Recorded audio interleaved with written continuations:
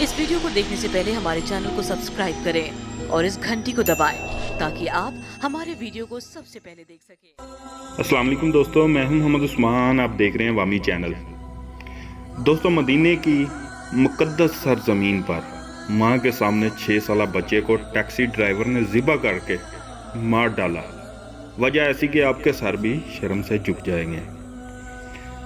मदीने की सरजमीन पर मुसलमानों का हर फिरका एक ही अहमियत रखता है। इस्लाम में हर फिरके को एक जैसा मुकाम हासिल है, लेकिन मसलब की बुनियाद पर हर इंसान में इख्तलाफ होता है और इस बात की दलील होती है कि इंसान अपनी कुव्वत फ़िक्र का इस्तेमाल करके दीन पर गौर व फिक्र करे और अल्लाह ताला का कर्ब हासिल करे।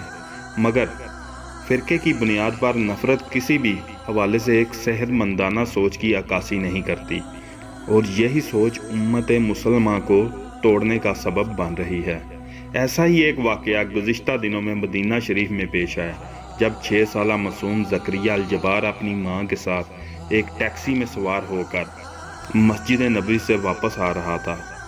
इसलिए वापसी के सफ़र पर भी मुसलसल सलात और दरूद का विर्द कर रहे थे। इस मौका पर टैक्सी ड्राइवर ने इस खतून से, जो नबी पाक की आल और नबी पाक पर दरूद भेज रही थी, इस्तफ़ारा किया और वो लोग शिया हैं खतून से कहा कि आप ये विर्द ना करें।